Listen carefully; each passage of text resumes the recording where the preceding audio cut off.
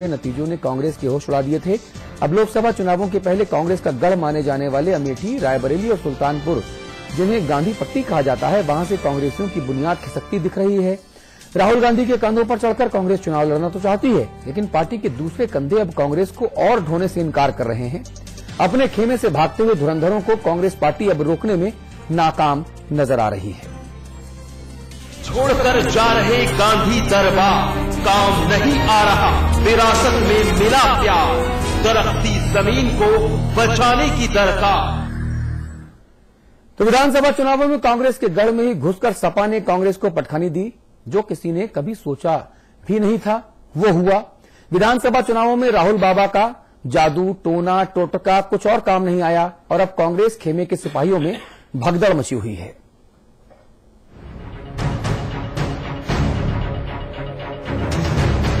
UP विधानसभा चुनाव में Rahul Gandhi real hero बनकर दिल्ली से कांग्रेस की दरकती जमीन को बचाने के लिए जनता के बीच कूद पड़े थे।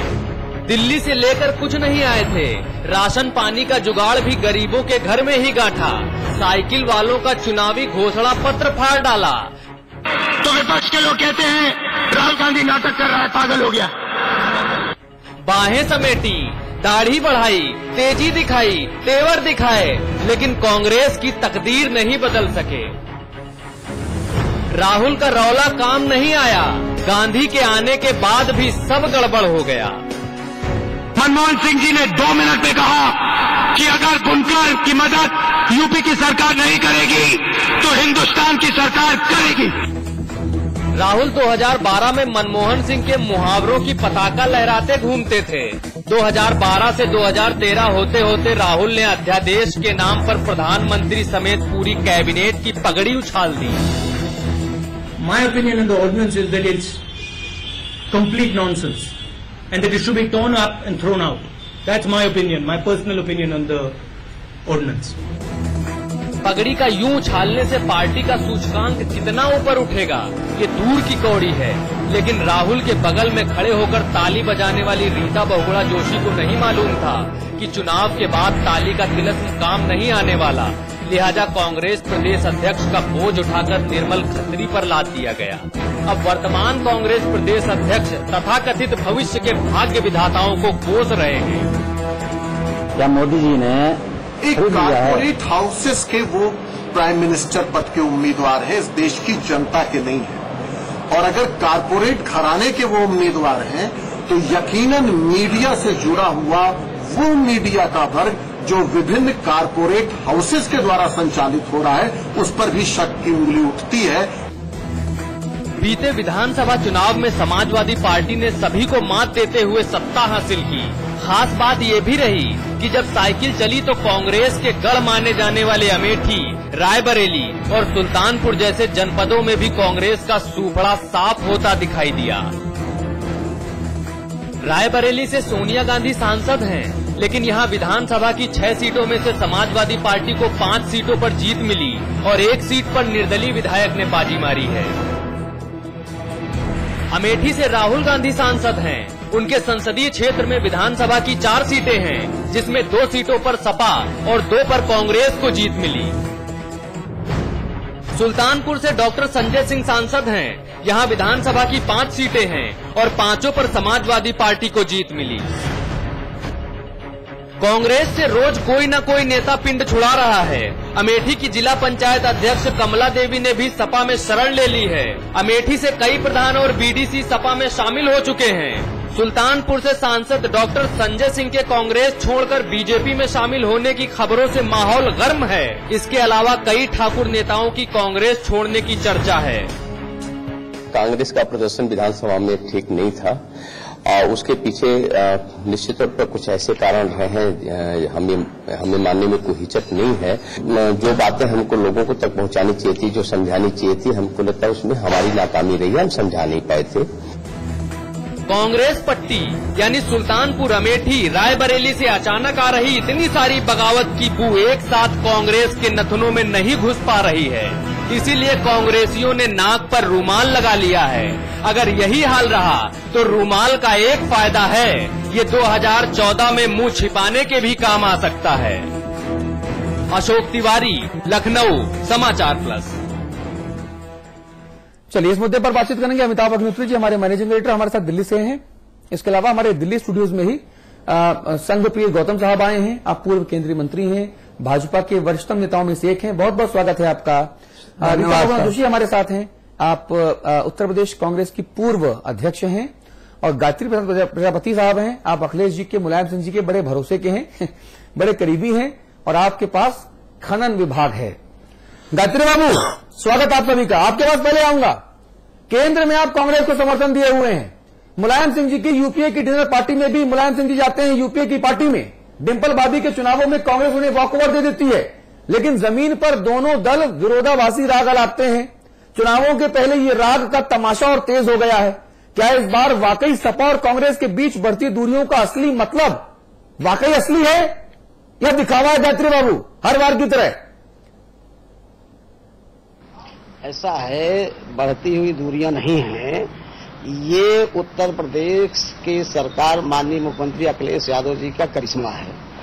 उत्तर प्रदेश सरकार द्वारा जो विकास कार्य हो रहे हैं, इस विकास कार्य को देख करके ही अमेठी की जनता, रायबरेली जनता या जो भी उत्तर प्रदेश की जनता है, चाहे वो कांग्रेस और भाजपा और बसपा के, वो लोग इस विकास को देख करके कि इस तरीके से विकास अमेठी से राहुल गांधी को सांसद चुने हुए हो गया। और इनके जो है इसके पहले माननीय सोनिया गांधी जी भी सांसद थी, इन पिताजी भी माननीय राजीव गांधी भी जो है वो प्रधानमंत्री भी थे। तो अमेठी की जनता ने प्रधानमंत्री भी दिया, चाचा को भी जो है संजय गांधी को भी जिताने का काम किया। लेकिन जो विकास के वादे थे उस समय, जब पहले तो विकास की किरण जगी थी, लोगों की आशाएं थी कि देश के प्रधानमंत्री राजीव गांधी हैं। उसके बाद जो है जो विकास की घोषणाएं थी वो अधूरी रह गई। उसके बाद सोनिया जी ने अपने पति को ये कह करके अमेठी का विकास करूंगी और उनके कदमों पे चलूंगी, वो थोथला नजर आया। कहीं पर विकास के नाम पर नहीं हुआ। सरकार की दुहाई दी कि हम विपक्ष में हैं। लेकिन जब केंद्र में सरकार कांग्रेस की आई और माननीय राहुल गांधी जी जो है युवा सांसद बन के आए, और उस समय भी उन्होंने जनता से वादे किए कि हम अमेठी की जनता के जो हमारे पिताजी के किए हुए वादे हैं, विकास की गंगा बहाऊंगा। लेकिन अमेठी की जनता के साथ विकास की गंगा न बहाते हुए पूर्व की 5 साल सरकार बीती कांग्रेस की, और दोबारा भी सरकार बीतने वाली है, कार्यकाल समाप्त होने वाला है। चुनावी 2014 का चुनाव आ गया है और पुनः तो ये वादे कब तक जनता को, अमेठी की जनता को छलने का काम करोगे? हाँ। तो अमेठी की जनता जो है, गरीब मजलूम किसान बेसहारा है, उसको रोटी रोजी चाहिए, उसे जो है सम्मान चाहिए। कहीं पर रोटी रोजी से जुड़ी हुई कोई योजना नहीं है। नौजवान जो है बेरोजगार दर की ठोकरें खा रहा है। और तब आशा जगी, किसान जो है वो उसकी फसलें नष्ट हो गई हैं, कहीं से किसी तरीके से खाद बीज पानी की सुविधा नहीं दिला पाए हैं, बिजली की भी त्राई होती रही। ये राहुल गांधी जी ने कहा था कि ऊंचा हार से बिजली अमेठी को देंगे। हाँ। लेकिन अमेठी की जनता को जिस तरीके से अमेठी ऊंचा हार से केंद्र की सरकार बिजली ले रही है, तो केंद्र सबकी आशाएं वादे को मेरा सवाल बड़ा सीधा था। मेरा सवाल बड़ा सीधा, सवाल को सुन लीजिए भाई साहब। सवाल मेरा ये है कि खुद प्रियंका गांधी ने समाचार प्रेस पर कहा था कि हम रायबरेली और अमेठी की सभी सीटें जीतेंगे, लेकिन हुआ ठीक इसका उल्टा। अब जो खामियां आप गिना रहे हैं, क्या इन्हीं खामियों की वजह से साल 2012 में हुए विधानसभा चुनावों में कांग्रेस पार्टी का डब्बा गोल हो गया था? क्या ये हकीकत थी जो खामियां आप गिना रहे हैं गायत्री भाई? खामियों के वजह से ही, इसीलिए तो कह नहीं, उस तरह उस समय जो है नारा था अखिलेश बनाम राहुल, युवा प्रचारक घोषित किया गया था। हाँ। और ये कहा था कि जो है यूपी में जो है ये दोनों स्टार प्रचारक हैं। हाँ। तो जो राहुल गांधी और प्रियंका, ये विकास के आगे स्टार प्रचारक खत्म हुए और उत्तर प्रदेश की जनता ने ये उसको विश्वास हुआ कि उत्तर प्रदेश के पूर्व मुख्यमंत्री माननीय मुलायम सिंह यादव, समाजवादी पार्टी के राष्ट्रीय अध्यक्ष, जिन्होंने इसके पहले भी कन्याधन और बेरोजगारी भत्ता दे करके नौजवान को कन्याधन और लैपटॉप और बेरोजगारी भत्ता में पहुंच जाते हैं। मुद्दा पुरानी योजनाओं को लेकर के जनता में विश्वास पैदा हुआ कि आने वाले दिन में अखिलेश यादव जो है उत्तर प्रदेश के मुख्यमंत्री अगर होंगे तो निश्चित तौर से नौजवान किसान मजदूर क्या नहीं होगा?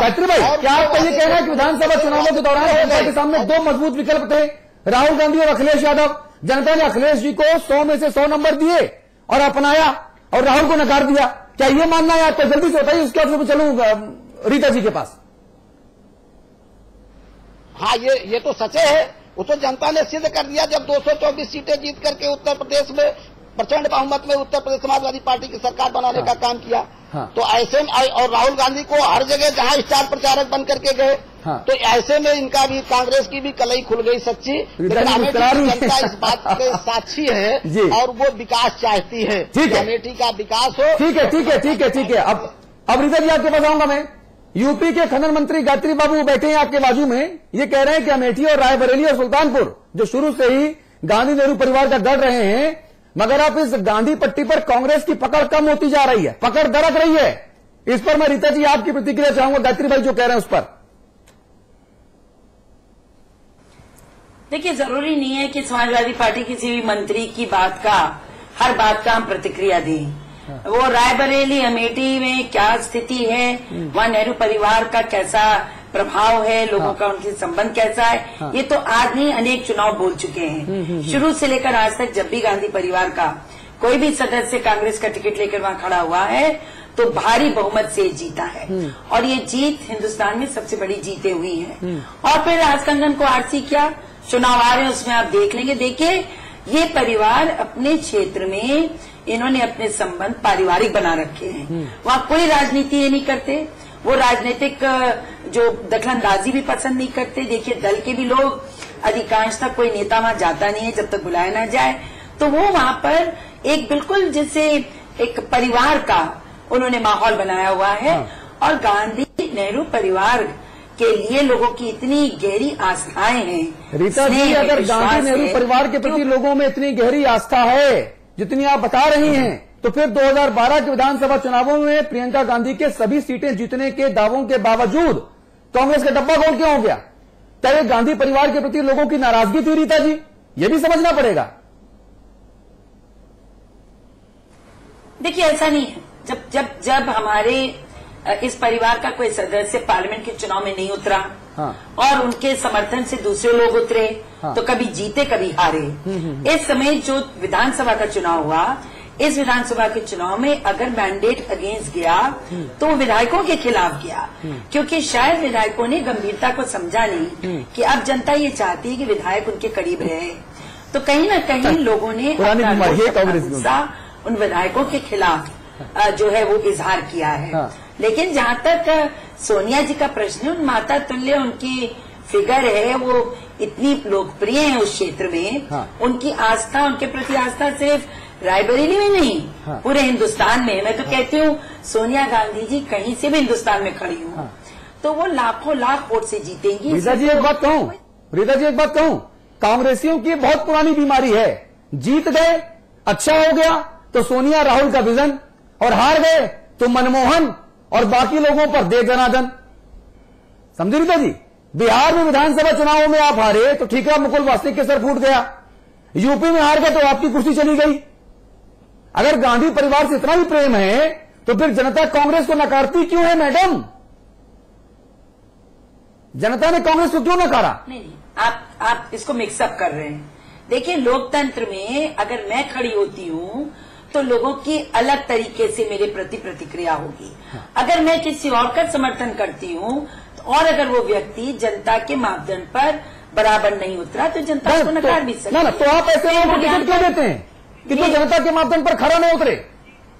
ये भी तो कांग्रेस की समस्या है ना। अब ये तो तब पता चलता है ना जब वोट आती है।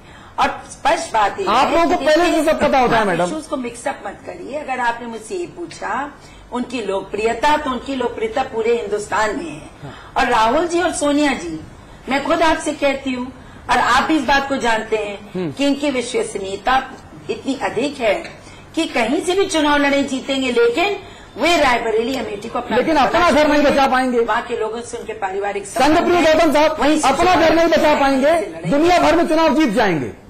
ये तो गजब के हास्यास्पद का बयान हो गया। अब हमसे भी पूछिए। आप ही से पूछ रहे हैं क्या कि अपना घर कांग्रेसी नहीं बचा पाएंगे, अमेठी रायबरेली नहीं बचा पाएंगे विधानसभा चुनावों में, और दावा रीता जी कर रही हैं कि हम सोनिया जी राहुल जी पूरी दुनिया में कहीं से भी, पूरे भारत में कहीं से भी खड़े हो जाए चुनाव जीत जाएंगे। देखिए, मैं तो भारतीय जनता पार्टी के निर्माताओं में से एक सिंसियर कार्यकर्ता हूं और मेरी पार्टी जीते ये मेरा संकल्प है। हाँ। लेकिन मैं आजादी के आंदोलन का व्यक्ति हूं, सच बोलता हूं, ईमानदारी की बात कहता हूं और पढ़ा लिखा आदमी हूं।